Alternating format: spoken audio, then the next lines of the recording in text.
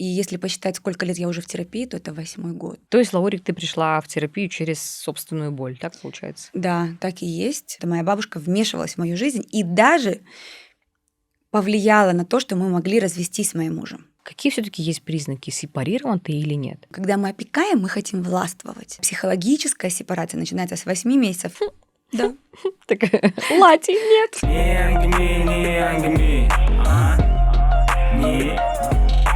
Всем привет, как дела? Это подкаст «Мамский ангаме», самый лучший подкаст о материнстве и не только. Если вы заметили, у нас на канале очень много экспертных видео, и теперь их будет только больше, потому что в целом наш канал женский, не только о материнстве, да, это женский канал.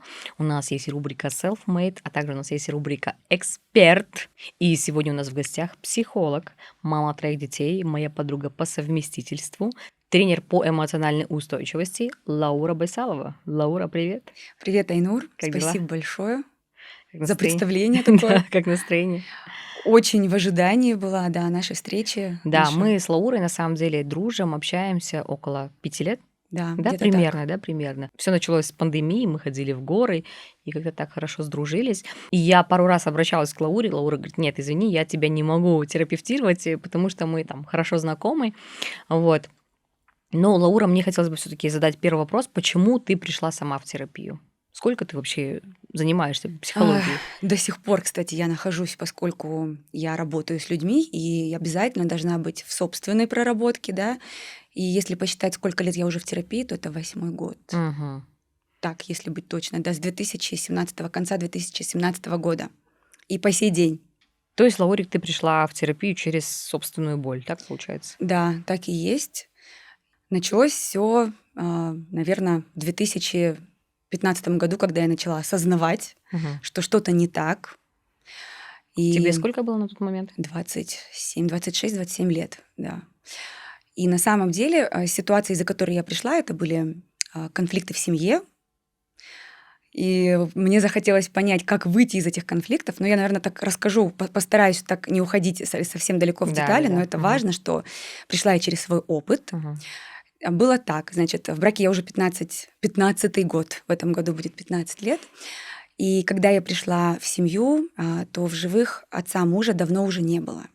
И мама, получается, вот они жили с мамой вдвоем, и на любом мероприятии я слышала одну и ту же фразу, Я примерно которую, понимаю. которую Да, да. транслировали мужу моему, что Ага. ты теперь за папу, А, ты у мгм. мамы, ты за папу. Ну и молодая, мне 22 года было, я не реагировала особо, не понимала, да, что это за фраза. И более того, дальше, когда я уже родила первого своего ребенка, моя мама, Сына. моего сына, Мгм. да, моя мама, свекровь, я ее называю мама, в общем, мама моего мужа, говорила всегда на моего ребенка, что ой, мой сыночек, мой сыночек. И так интересно, да, вот потом, когда я уже пошла в терапию, я открыла для себя, что я будто бы пришла в семью, уже готовую, пришла в виде дочери очередной и родила ребенка Для маме свекрови. с мужем, Мгм. да. Но здесь еще не все.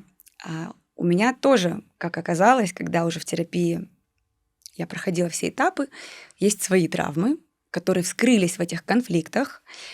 Значит, я была всегда замешана в середине конфликтов моей мамы и папы, и особенно при их Мгм. разводе. То Они есть, разведены, да? да, я Мгм. тот ребенок, который взял на себя одну из сторон, к сожалению. И у меня было очень много обид на папу. Мгм. Много лет. Отрицание. То есть я проживала мамину боль.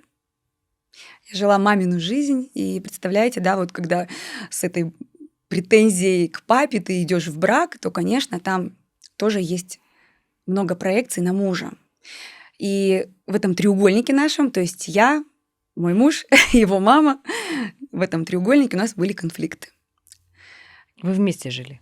Нет, М. несмотря на то, что мы не жили вместе. М. Но Мгм. тем не менее, вот я всегда говорю, что можно жить вообще хоть на разных континентах, но вот эти внутренние наши объекты в виде родителей, они-то живут с нами всю жизнь. Так вот, были у нас напряжения, конфликты в этом треугольнике, где мы словно боролись, да, за мужчину. Кто же является первой, так скажем, да, женщиной для этого Мгм. мужчины? И самое удивительное, мы никто не понимал, что там есть что-то такое конфликтное, и мы об этом все молчали. И корень есть, самое главное, да? Что есть корень. Мы Да. все молчали, это происходит во многих семьях. То есть ты там внутри что-то держишь, ходишь, злишься, да, у тебя негатив, но это же все чувствуется, да, вот как Конечно, этот такой конечно. разряд, да, такой, Да. как будто бы в воздухе витает большой-большой такой разряд, который вот-вот взорвется. Или, допустим, я всегда привожу пример, это как пластырь, которым ты можешь залепить гнойную рану, она сочится, и хоть сколько ты ее залепляй, когда-нибудь она взорвется, разгноится Лопнет. и Мгм. лопнет. И у Мгм. нас так и произошло. М. Случились некоторые жизненные обстоятельства, по которым все это взорвалось, и я очень благодарна этим обстоятельствам. Именно благодаря ним я пошла в терапию, начала работать над собой, увидела, сколько у меня было проекций на мужа, как на отца, потому что у меня же была тоже дыра в этом. У меня была дыра в этой части Ага. по отношению к моему папе, и у меня была трансляция на мужа, а при этом всем, смотрите, как интересно, ведь люди встречаются как пазлы. Однозначно, всегда. Это вот, И подобное притягивает подобное. Это вот, ну, да, это всегда устойчивая, такая суперустойчивая фраза, супер. которая Есть реально подходит. И есть картинка. Я Мгм. думаю, многие видели, когда вот человек такой с травмой, да, и к нему прилепляется травма к травме. То есть у Да-да-да. моего супруга было что он стал папой, у него был очень активный образ отца, и поэтому мне легко было на него повесить этот образ отца, потому что он был для своей мамы мужем, отцом, наверное, всем, да. И в собственной терапии я, конечно, столкнулась с темой сепарации, как внутри себя с объектами моего папы, моей мамы. У мужа свои процессы сепарации. А вот когда ты начала обучаться, ты начала меняться сама, и когда ты меняешься сама, то есть и люди, которых ты отзеркаливаешь, тоже начали меняться, так? Да, в моем случае так и произошло. Я ходила, училась, слава богу, меня супруг поддерживал. Он Здорово. это очень все тоже читал, слушал. Мгм. И он тоже проходил своего рода свою терапию, можно сказать, знаете, бессознательно. Так оно и происходит. Мы же действительно с друг другом общаемся невербально, бессознательно. И вообще мы встречаемся с друг другом, и первое впечатление производим всегда на уровне бессознательного. Нам нравится человек или не нравится. Это первое такое вот ощущение. Да, и здесь немаловажно, что когда ты в терапии проникаешь в свои жизненные сценарии, ты понимаешь, откуда тоже ноги, потому что и в моей истории, когда я была маленькой, я видела, как моя бабушка абсолютно не давала своим сыновьям жить свою жизнь. Ну, я вот хорошо помню картинку. Моя бабушка, папина мама приходит домой, открывает шкафы мамины и проверяет, что в ее шкафах. Ну, то есть для меня это было таким нормой, Да, поэтому да, да, да. Поэтому, когда я выросла, для меня было важно угождать маме мужа, потому что я росла с бабушкой. В подростковом возрасте я переехала к ней жить, и я очень много там слышала назиданий, что должна делать женщина, какой она должна быть женой. Поэтому все идет, конечно же, из детства. И в моем процессе терапии был период, когда я с бабушкой не общалась около 6 месяцев вообще. Меня никто не понимал. Мой братишка, моя мама даже, хотя моя мама столько от моей бабушки получила, скажем так, нехороших вещей, она меня осуждала, но мне нужно было выдержать этап, где я имею свое мнение, как мне жить, потому что моя бабушка вмешивалась в мою жизнь и даже повлияла на то, что мы могли развестись с моим мужем. Моя бабушка, да. То есть она настолько мою маму ненавидела, что она настраивала мою свекровь против моей мамы. Иногда выдержать паузу и не общаться со своими близкими, родными очень полезно для того, чтобы первое начать жить свою жизнь. Лаура, с тобой полностью согласна. И ты знаешь, самое страшное, что, не знаю, наверное, 80% нашего общества живут именно так, старыми шаблонами, и думают, что это нормально, потому что подобная ситуация отчасти и у меня откликается, потому что, ну, я помню эти моменты, когда, да, наши бабушки вот говорили вот эти вот вещи, и как они относились к своим там киллинкам. Да, и здесь стоит заметить тоже, я думаю, это как раз очень интересно к тем, кто смотрит. Например, моя бабушка, она для меня играла тоже роль своего рода мамы. Она боролась, кстати, с моей мамой за роль мамы. То есть как здесь, да, у нас был треугольник с мамой мужа, а у моей мамы тоже был своего рода треугольник, кстати говоря. И вот представь, какая картина, да? Мы такие вот не выросшие в детской позиции со своими травмами, приходим в новую семью, Да. которая тоже с подобными травмами, и там происходит такой замес, и если ты взял оттуда уроки, вышел, ты просто поднялся на другой левел. А если нет, То тащишь дальше да. сценарий. То есть ты вышла на другой левел и захотела стать психологом. Да, я в процессе уже, когда пошла в терапию, я поняла, что я хочу отучиться на психолога. В принципе, я и поступала, кстати, в 19 лет параллельно на 2 образования. Одно из них было финансы, второе психолог. Так можно? Да, так можно было. Одно было очно, другое заочно. Но я не потянула, и я забрала документы, кстати, вот с института, где я поступала на психолога. Я всегда интересовалась. То есть в моей жизни всегда были книжки по психологии просто вот настольной азбукой. Даже когда еще не было социальных сетей, я просто все полки прошаривала. Я помню, тогда у меня был Дейл Карнеги, Спивак, да, то есть очень много было таких вот психологических книг, которые я сама изучала. Ну и самый главный вопрос, Лаура, потому что мы все идем к психологу, который уже разобрался в себе, да, и ты все после этого расставила по полочкам, слава богу, и разобралась. Да, потому что у нас есть такие вот мысли, а как можно пойти к психологу, который там развелся? Я и не говорю, что это там правильно или неправильно, но у людей есть такие мысли. И здесь хочется задать вопрос, все-таки ты разобралась в этой ситуации, и стало ли все хорошо, и как твоя жизнь улучшилась? Да, к счастью, я разобралась. Я очень, кстати, благодарна своей маме, свекрови, мужу. Классно. Мы с ней постоянно сейчас об этом говорим, да, где она со своей стороны. То есть она тебя слышит? Да, но, Здорово. честно скажу, это было очень трудно и очень больно, и даже, я бы сказала, долго по тем моментам, да, когда, представляете, когда у вас есть период, где вы можете вот месяц, 2, 3 с человеком быть в конфликте, не общаться даже. Это же страшно, это больно выдержать этот конфликт. Я благодарна ей, что мы все его выдержали, и сейчас мы сохранили отношения. А самое главное — уважение. Уважение, принятие того, что у другого есть своя жизнь. Здорово. Ты практикуешь уже сколько? Практикую я уже больше 6 лет. Лаура, у тебя, скорее всего, очень много клиентов и очень много запросов. С какими запросами чаще всего к тебе приходят?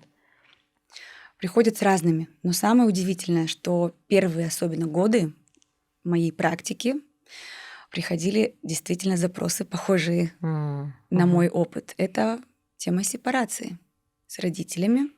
Взрослые люди приходили, которые, кстати, даже старше меня чаще всего были. То есть мне на тот момент, мне сейчас 37, 3-4 года назад приходили 38, 40 лет. Да, мне кажется, знаешь, в сепарации очень сложно там вообще говорить о каких-то возрастных ограничениях, потому что люди бывают и в 50 лет, Сепарация, да, длится всю жизнь. не вышли оттуда, да.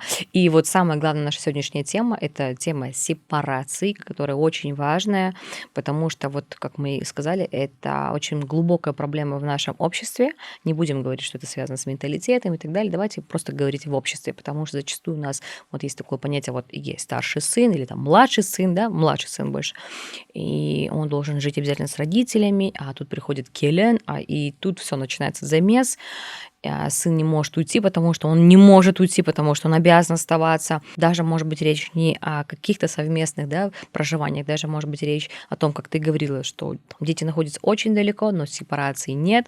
Какие все-таки есть признаки, сепарирован ты или нет? Они есть однозначно. И здесь стоит сказать, что вот сразу подытожить: сепарация пройденная равно эмоционально зрелый человек. Что такое эмоционально зрелый человек? Или давай, какие признаки есть отсутствия этой зрелости, да? Первое — это когда вы действительно не уверены в себе и постоянно ждете чьё-то одобрения. Родителей. Синдром отличницы такой, да? Да, синдром. Самозванцы, кстати, туда же ведь относятся.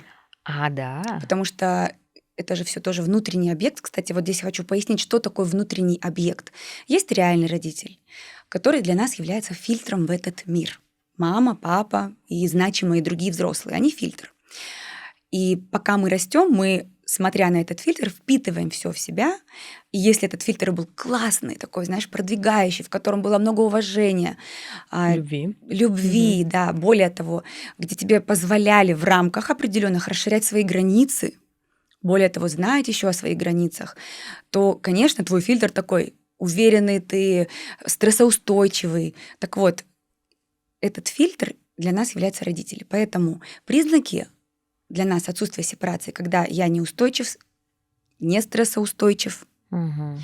эмоциональные качели, неуверенность в себе, я хочу заслужить чего-то одобрения, я конфликтный. Объясню почему. Потому что в Мгм. конфликте мы очень часто ведь что хотим? Личные границы Да, показать, да, мы хотим показать. добиться, чтобы Мгм. человек думал, как я хочу. Мгм. Мгм. А почему так? Потому что не решена наша потребность признания. То есть когда-то я все еще остаюсь ребенком, вернее, так, то есть когда-то, будучи ребенком, мои потребности не были признаны, и я теперь все еще пытаюсь эти потребности добиться, чтобы меня признали. Поэтому я буду Мгм. конфликтовать, спорить, идти до конца. Я, кстати, все это делала.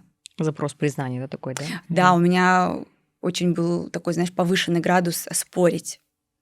И когда я пришла, я же говорю, в свою терапию, я была поражена, вот пройдя этот свой опыт, что какая я была эмоционально незрелая, и как я рада, что этот путь случился. Следующий признак эмоционально незрелых и отсутствия сепарации — это когда, естественно, мы не можем финансово, да, себя обеспечить. Ну, это такой функциональный уже. То есть мы в позиции ребенка, Позиция мы не ребенка. зрелые, мы маленькие, Мы маленькие, и да. нам удобно находиться в этой И позиции. мы ждем, что кто-то за нас решит нашу потребность. Мгм.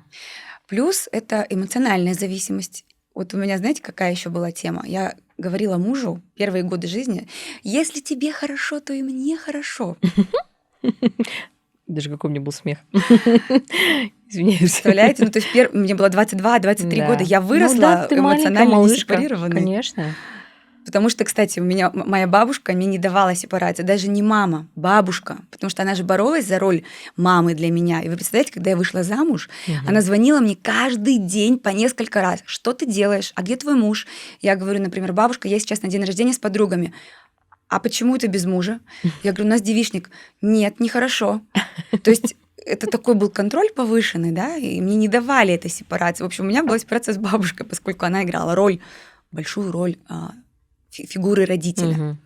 Вот, поэтому эти признаки, если вы все еще отчитываетесь, если вы, кстати, еще один из таких явных признаков, если вы думаете, что вы ответственны за счастье других. Ну, даже Лаура, она же, когда выдают замуж, говорит: бұл қыз осы әулетті бақытты қылады. Өзі бақытты болсын деп келмейді, бұл әулетті бақытты қылам деп келеді. Это же, ну, ты понимаешь, да, сейчас о чем я говорю? То есть Да. женщина должна, девушка, она приходит в новую семью с миссией осчастливить их. Да. То есть, ребят, ну они же взрослые, они не могут сами быть счастливыми. Нет? Да. Нет, это и Мгм. есть продолжающий круг порочный, Да. да, отсутствие эмоционально зрелых людей. Такие эмоционально незрелые люди далее растят своих детей по такому же принципу. Это никогда не заканчивается. И я всегда говорю такую вещь, что взрослый человек к 40 годам уже ведь сил становится не так физически много, Да. а когда тебе 40, твоему родителю, ну пусть плюс-минус там 60. 60-70. Да. И вот эта сепарация начинает только-только начинаться. Почему? Потому что твой родитель становится уже не такой не такой энергетически сильный, у него уже нету сил тебя контролировать, и там он увядает, можно сказать, да, в принципе, энергетические увядания происходят. Мгм. Ему 70, 80, все, он уже не может тебя так сильно контролировать. И только тогда человек начинает жить там, к 50 годам свою жизнь. Я знаю, что ты сама сейчас проходишь период сепарации, потому что твой старший сын поступил на учебу в Испанию, да? Да, он уже 1,5 года живет в Испании. Сколько ему лет? Ему будет в этом году 14 в апреле. Ну, мне кажется, это очень сложно. Я даже не представляю, что сейчас там мои дети, а особенно, мне кажется, сын, да, уехал отдельно учиться, тем более в таком возрасте, подростковом.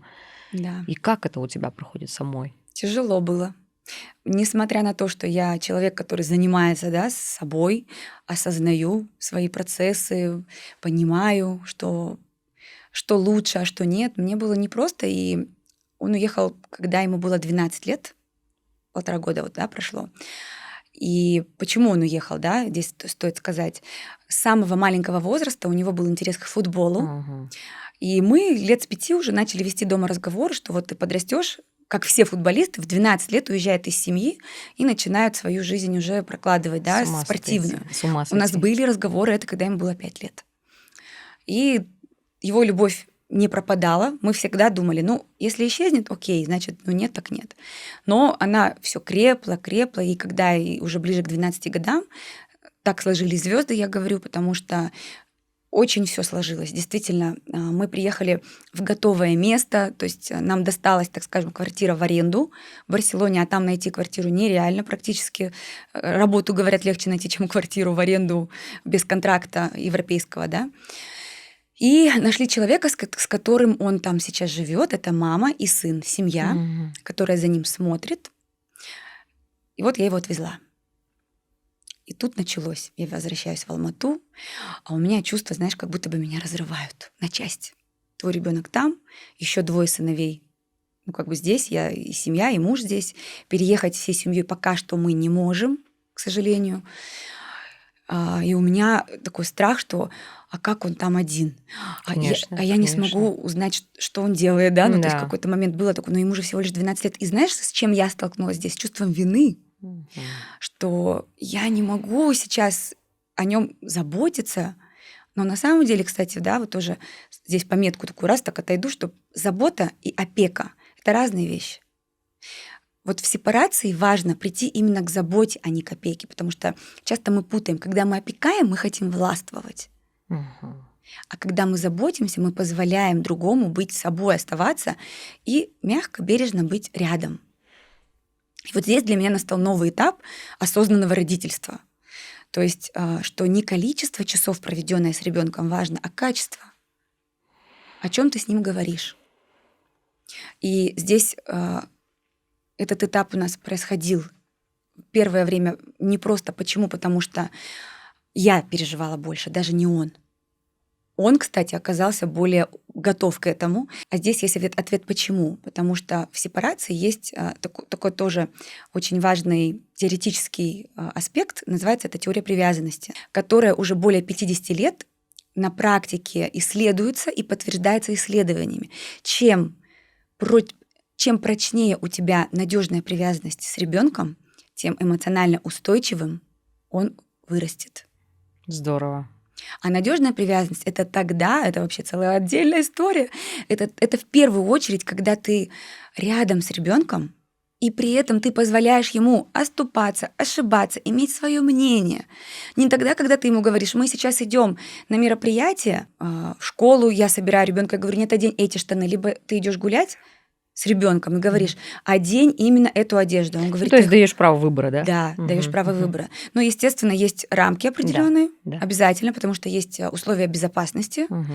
и не во всем нужно говорить, нет, делай как хочешь, есть рамки. Но это называется свобода в пределах Разумного. разумных рамок. Мгм, мгм. Рамки должны быть. И, кстати, тогда у ребенка формируется такой внутренний компас, где я сам знаю, что есть границы, которые не стоит в жизни нарушать. Я сам себе могу быть и тем, кто скажет стоп, и я сам себя могу мотивировать на раздвижение границ. Здорово. То есть вы, ну, по сути, вы были готовы к этой сепарации, да? Ну, как готовы? Вы готовили себя, наверное, больше так. То есть он знал, что он пойдет, да, в футбол. Вы знали всей семьей, что он туда пойдет. Но, тем не менее, прожить, пережить было сложно. Мне кажется, ты до сих Мне, пор проживаешь, да? да, я до сих пор думаю о том, что а как это скажется дальше. Есть какие-то такие страхи. Почему? Потому что очень многие мамы делились тем, что кто уезжали. Очень многие мамы делились, когда их дети уезжали в раннем возрасте. Ранняя сепарация тоже, кстати, не очень полезна. Что дети сталкивались с одиночеством, и потом формируется такой депрессивный характер. И я об этом, естественно, как бы думала, как мне это предотвратить, поэтому я очень часто летаю раз. То есть я К провожу, сыну. да, я Мгм. провожу там месяц, 1,5-2 с ним. И когда я провожу, я всегда разговариваю с ним вот в глаза, внимательно. Я все убираю. Я интересуюсь его эмоциями в первую очередь, его чувствами. То есть у нас разговор всегда о чувствах. У нас нет разговора там быстренько вот здесь обсудили, пошли, и все, каждый своими делами. Нет, это очень глубокие разговоры, где я делюсь с ним о себе, что я чувствую, подсвечиваю, спрашиваю, что он чувствует. Вот это и есть основа, кстати, которая приведет человека к эмоциональной зрелости, чтобы он обязательно мог отделить, где чувства мои, а где чувства моей Чужие. мамы, Мгм. моего папы, да, где чужие. Это один из пунктов пройденной сепарации. Ну, Лучик, расскажи, есть ли определенные шаги к сепарации? Вот ты сказала, что ты сейчас проживаешь. Что тебе помогло легче прожить это, пережить? Почему-то сразу, знаешь, что вспомнилось? Интересный такой случай. Мы поехали с моим сыном, пока я там была, в монастырь. Огромный монастырь, есть Монсеррат под Барселоной. Туда съезжаются люди посмотреть, естественно, да, там красивое место, но на самом деле оно очень сильно энергетическое. Это монастырь. И обычно едут туда, чтобы помолиться Деве Марии и забеременеть. Вот Мгм. такие истории волшебные есть. И самое удивительное, когда я зашла в этот собор, в какой-то момент я начала, знаешь, вот прям просто плакать. Я плачу, он на меня смотрит, думает: мам, что случилось? Я не могу это объяснить. Для меня до сих пор это, знаешь, вопрос. Но я слышу в ушах слова: он тебе не принадлежит. Представляешь? Я слышу в ушах слова: отпусти, он тебе не принадлежит. Потому что ведь действительно наши дети, они дальше строят свою жизнь. И для меня это стало таким, знаешь, большим толчком к тому, чтобы я все-таки перестала захватываться, потому что это называется захватываться материнским комплексом, архетипом Великой Матери, где я должна своего ребенка опекать, а значит, что контролировать, душить, что все, он пришел к тому пути, когда пора распускать свои крылья. И, между прочим, символически в древнее время именно в 12 лет считалось, что мальчики сепарируются от мамы. А в чем заключался символизм сепарации? В том, что мальчика в ритуале выкрадывали от мамы, от тепла, уюта, комфорта и погружали в страх, в пещеру, где он сталкивался со своим страхом, и ему нужно было пройти, выдержать этот страх. Тогда мальчик считалось, что символически перешел в подростка. И так и здесь. Он ушел от комфорта, да, такого, где есть мама, папа, и вот он сейчас многие вопросы решает сам для себя. Мне помогает в этом, кстати, мой супруг. М. Очень сильно, и мужчина здесь играет одну из важных и важнейших ролей. Те мамы, у которых нет мужей, к примеру, да, или они воспитывают сами, такая рекомендация. У вас наверняка есть дяди, братья, дедушки и так далее. Обязательно должен быть пример мужчины.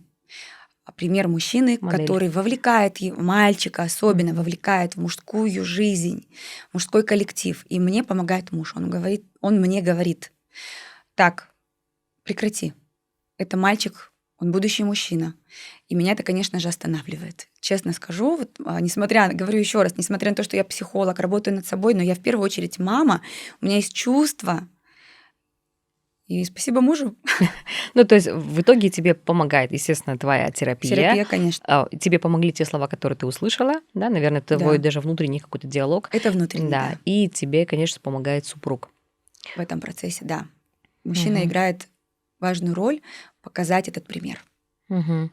Ты до этого сказала, что в 12 лет мальчики проходят инициацию, да, и у нас тоже, у казахов, есть такое понятие «оникди тауесы», говорят.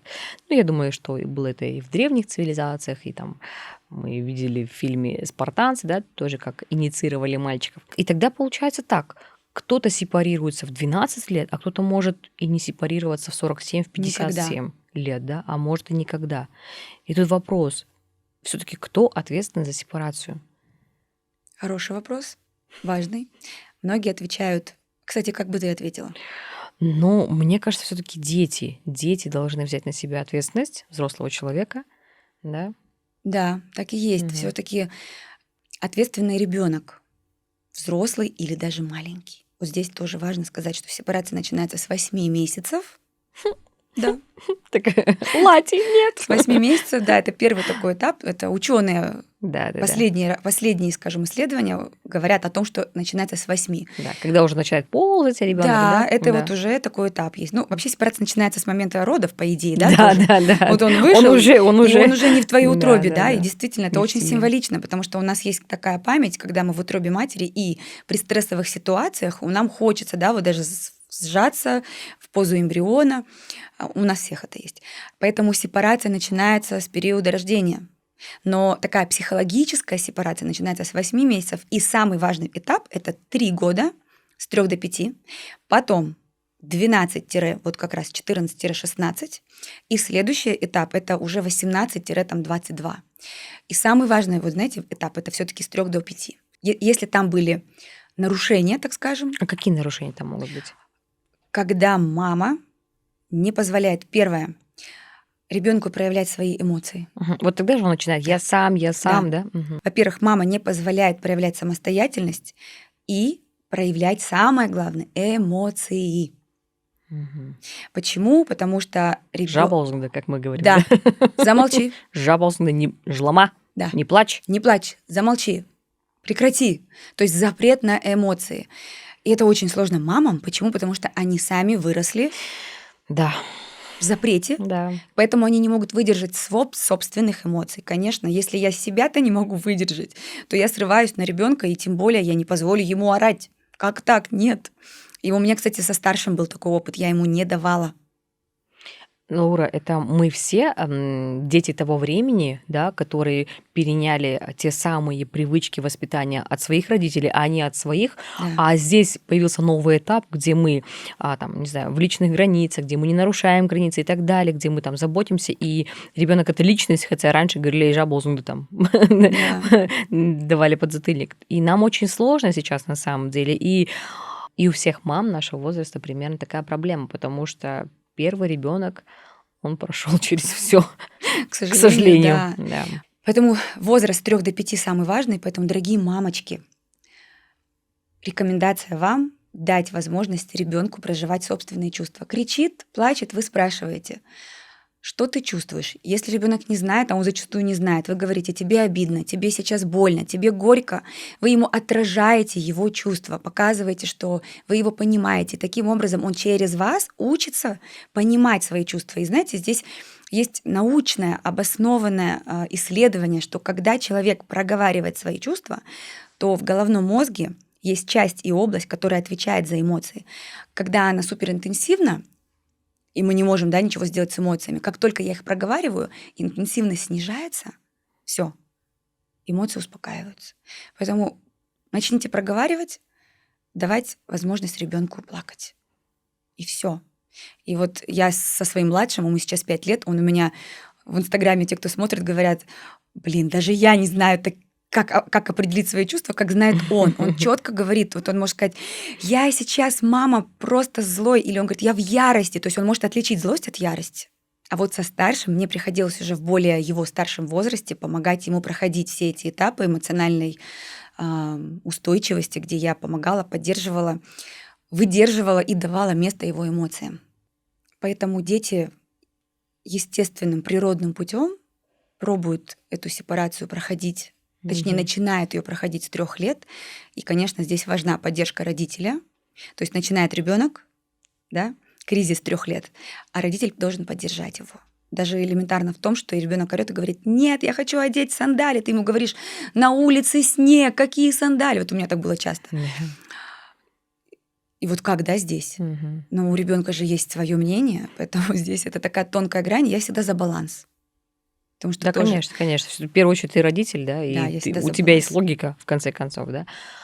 Ну, то есть сепарация проходит у детей поэтапно, да, поэтапно, и в каждом этапе нам важно, как родителю, как взрослому человеку, поддержать ребенка в сепарации. Поддержать обязательно. И вот с 12 до 14 лет формируется мировоззрение, где у ребенка появляется свое мнение, мышление, и тоже очень важно позволить ему его иметь, а не так говорить, что ты ничего не знаешь, как многим говорили, да, там нашего поколения, говорили следующие фразы, что Курица... Яйца курицы яйца курицу не не учат. учат. Яйцо курицу не учит. На Да. самом деле, если мы дадим опыт ребенку уважения его мнения, представляете, у него есть такой опыт. Мое мнение уважает. Завтра, когда он станет взрослым человеком, он будет чувствовать уважение к самому Конечно. себе. Да, в первую очередь. И далее он будет транслировать это для других людей, что я себя уважаю, я себя ценю. Однозначно. Да, здорово.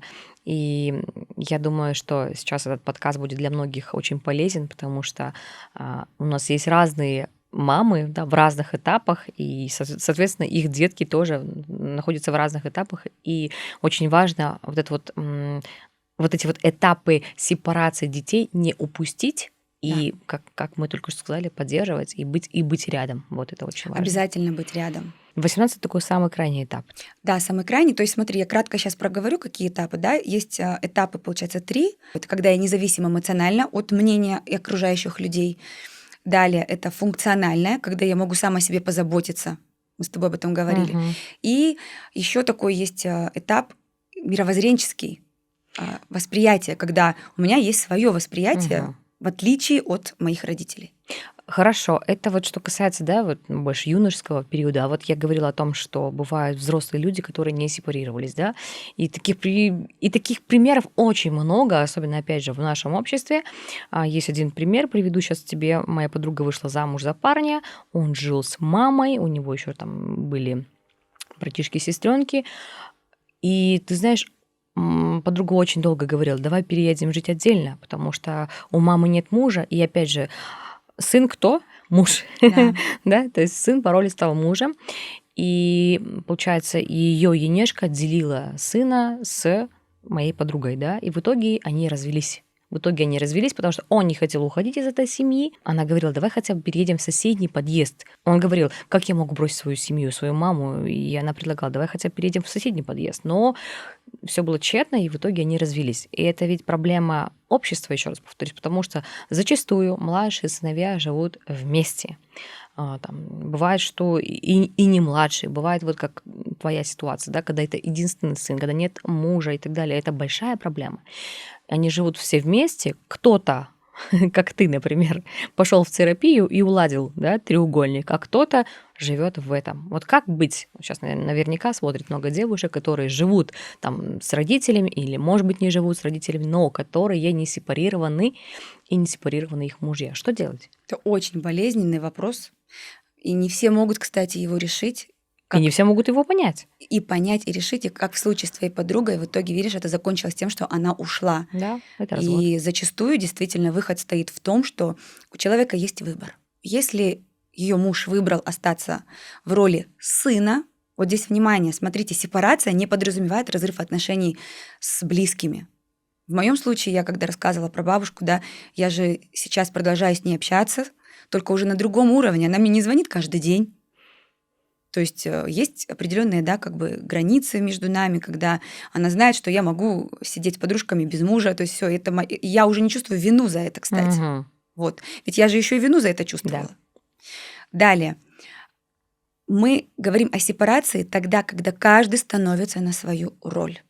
Мама – это мама, ребенок – это взрослый человек. И эмоциональная зрелость и завершенная сепарация говорит о том, что встречаются два взрослых человека. Встречается мама и не ребенок, а мама и взрослый сын или дочь.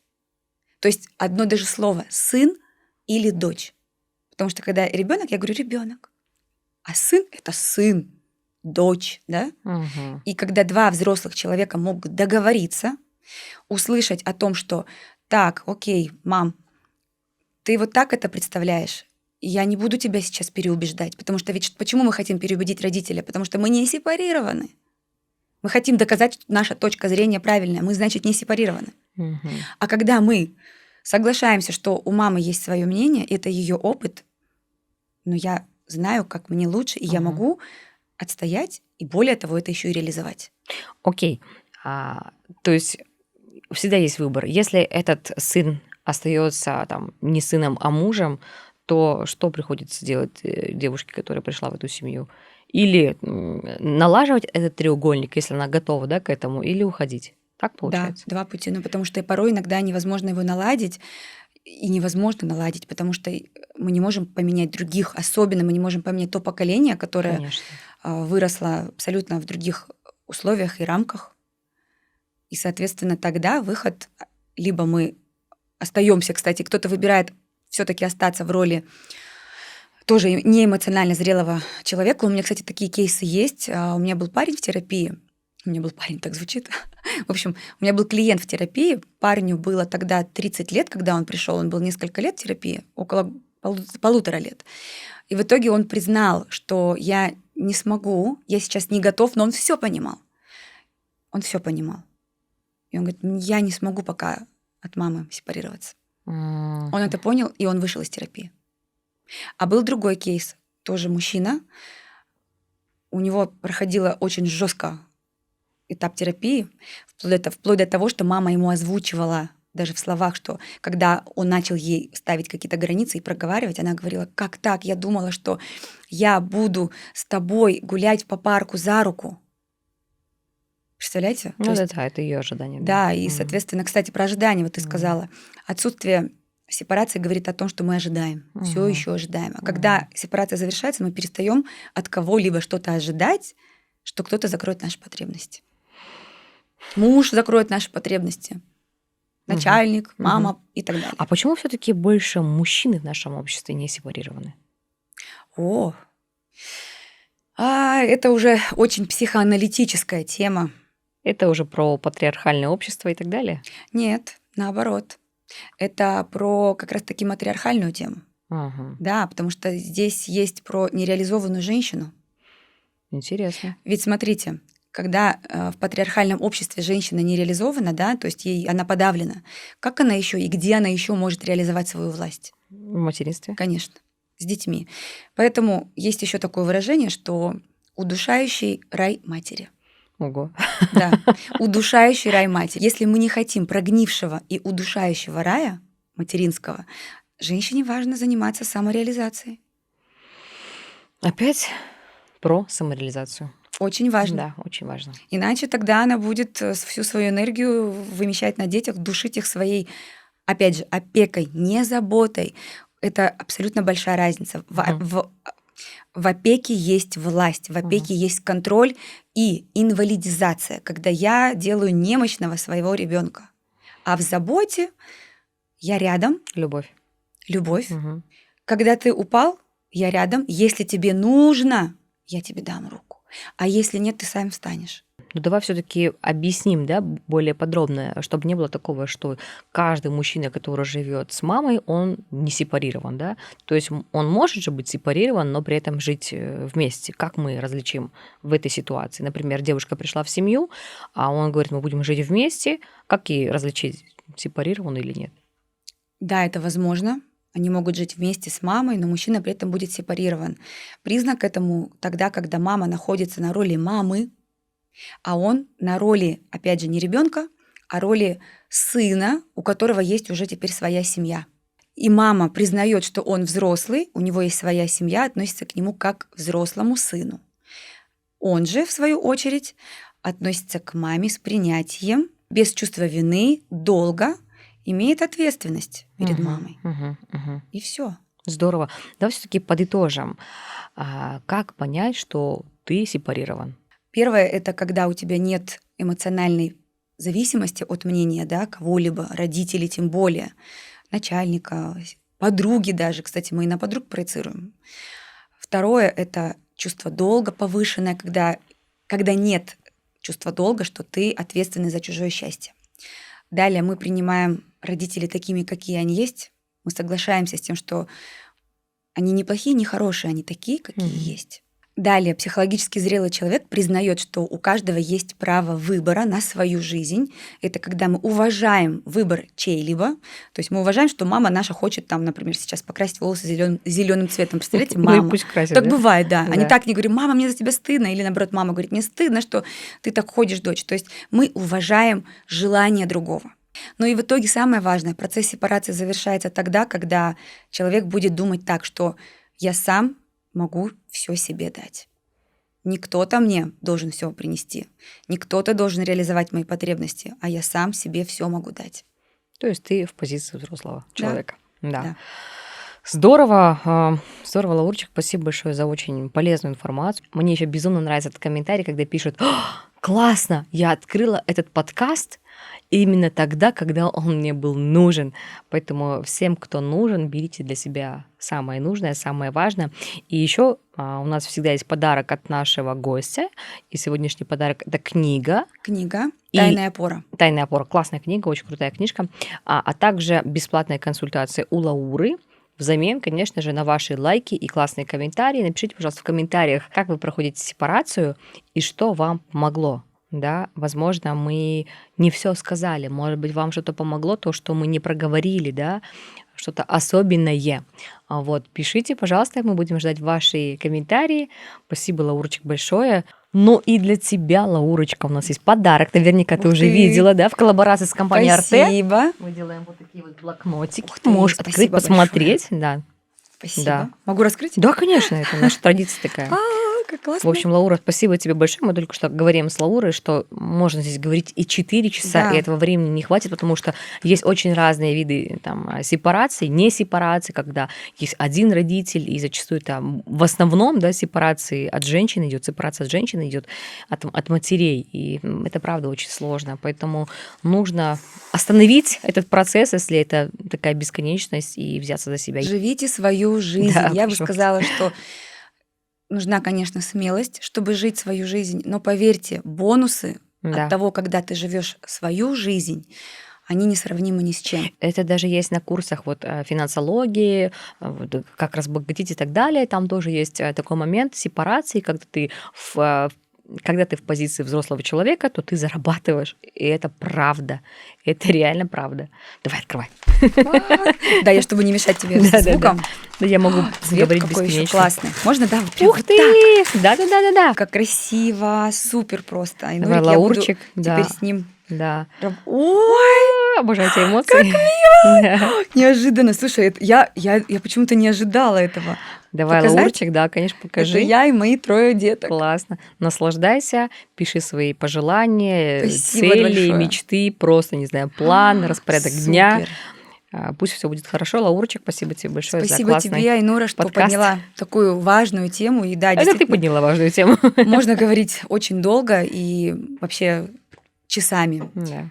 Да. Но, по крайней мере, я надеюсь, что для кого-то, возможно, это станет таким маленьким шагом на пути к своей жизни, на пути к здоровым отношениям. Во благо. Муа.